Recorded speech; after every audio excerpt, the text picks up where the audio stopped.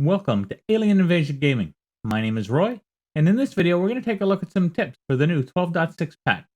Let's get started.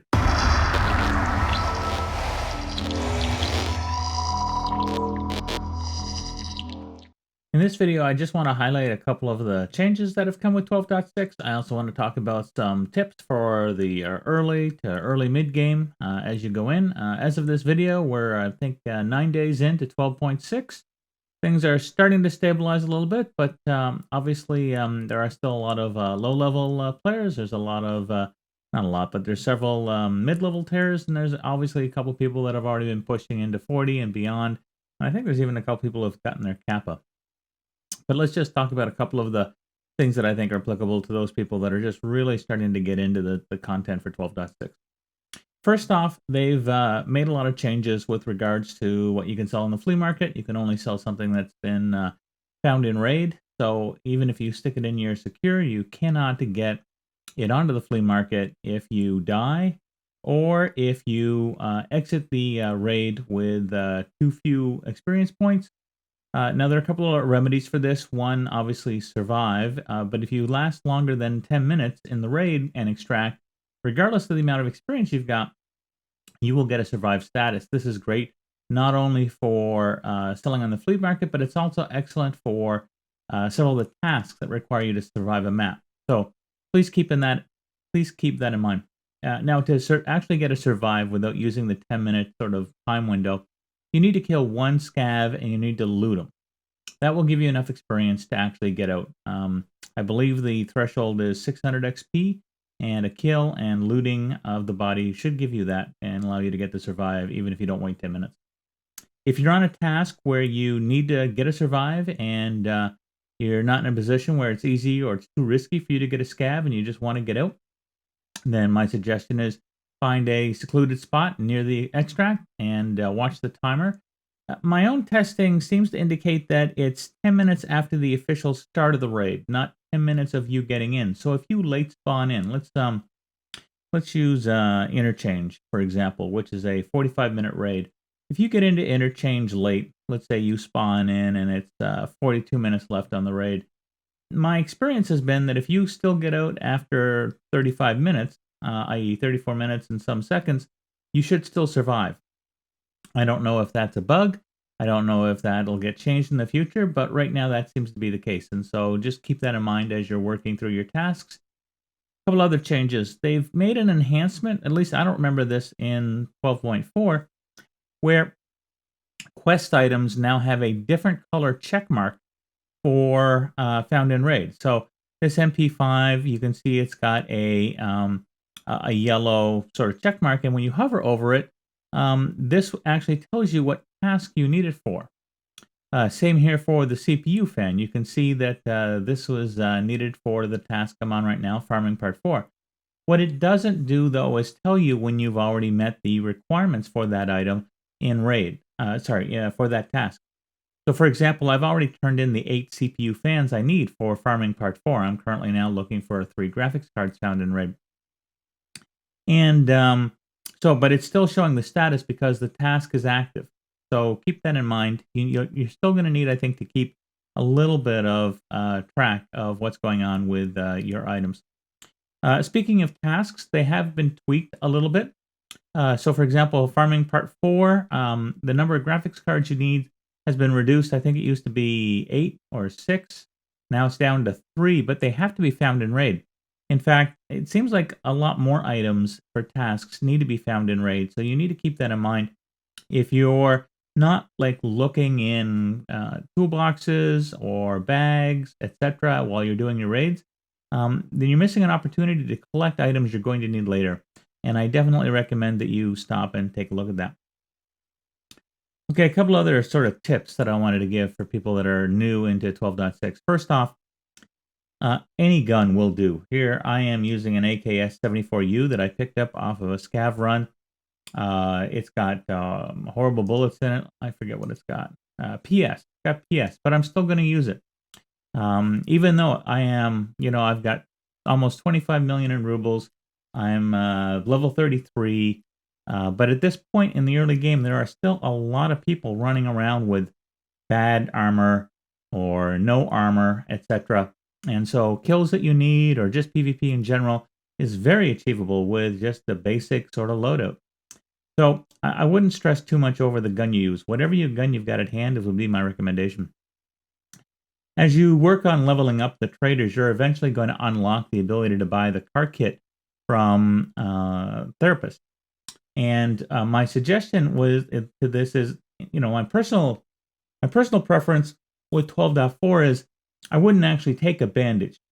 I would just take a Salua or a med kit or a car kit, and I would deal with bleeds using this item. However, I found that in the early game for 12.6, that's very wasteful because if you look at the car kit, it will use up 40 of the 220 HP in this kit in order to stop a bleed. And so that is, about 20% of your car kit to stop a bleed, and will take a significant amount of the resource away. So now, whenever I'm running in a raid, I will always run a bandage. At the beginning, you just have the single-use bandage. You eventually unlock the army bandage, which is a dual use. I take the cheap pill pack painkillers, and then I take a car kit. And when I get a bleed, I use the bandage. When I need to heal, I use the car kit. And so that's a personal change that I have made with regards to the early game. Another change that has come in is that the final task that you need in order to get the Kappa, which is called the Collector and available from Fence, has been updated for patch 12.6 to include a lot of the new vanity items that were introduced at the end of 12.4. So in addition to the existing Fire Steel, Antique Axe, Antique Book, the Fire Clean Gun Lube, Golden Rooster, Silver Badge, Deadly Slob's Beard Oil, the Golden 1G Phone, Devil Dog Mayo, Sprats, Fake Mustache, Cotton Beanie, you also need now Dr. Lupo's Coffee Beans, Pastilli Plague Mask, the Raven Figurine, and Shroud Half Mask. So you should please keep an eye out for those 4 other items that perhaps you're not used to picking up for that task. I believe that the Coffee Beans will spawn in bags and caches. Pastilli's Plague Mask, I'm not really sure yet quite where it spawns. I would definitely look to see if it might spawn on your scav at some point, and then really try to get that scav out.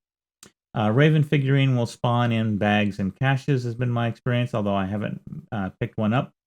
And then the Shroud Half Mask, again, not quite sure where that comes from, but I did unfortunately have it on my scav. My very first scav had it, and I didn't realize at that time that I needed the half mask, and so I ended up selling it by mistake. So just wanted to pass that along. There are 4 new items that you need for Collector if you are going for the Kappa container.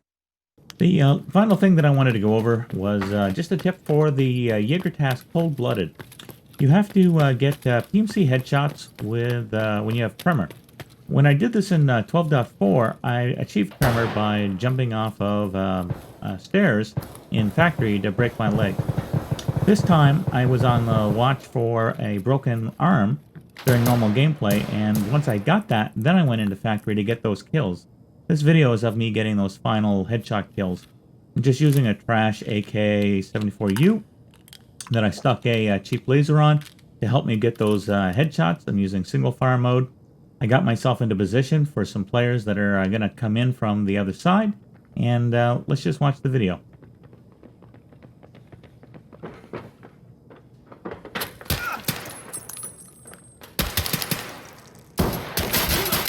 And there I got the task completed.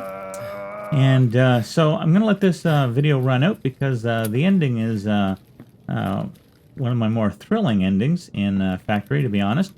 Now note, I unfortunately did not notice that I was bleeding, and I didn't take care of that for several more minutes, which is an oversight on my part. But in general, if you're struggling to get that task, my suggestion is, just next time you get a broken arm, get yourself into Factory, use a pistol or whatever gun you're very good at getting headshots with, and just go get them. The requirement is reduced from 4 in 12.4 to 3, so 25% reduction in how many headshots you need to get, and just give it a whack. I think it took me 4 tries to get the 3 headshot.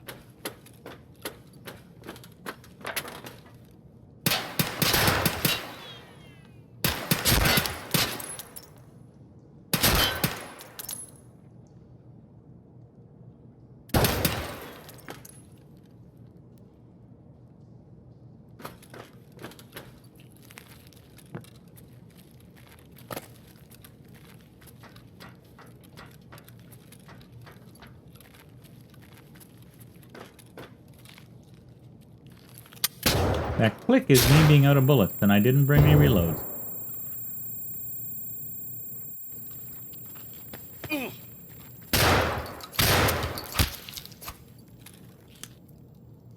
If you run into that situation and you're left with just an axe, my suggestion is just rush the guy. Sometimes you get lucky. Alright, I stream on Mixers Mondays, Wednesdays, Fridays, and Saturdays. If you have any questions on 12.6, make sure you come on by. You can also catch me in my Discord. Links to both of these are in the description. If you liked the video, please drop a like, and I will see you next week.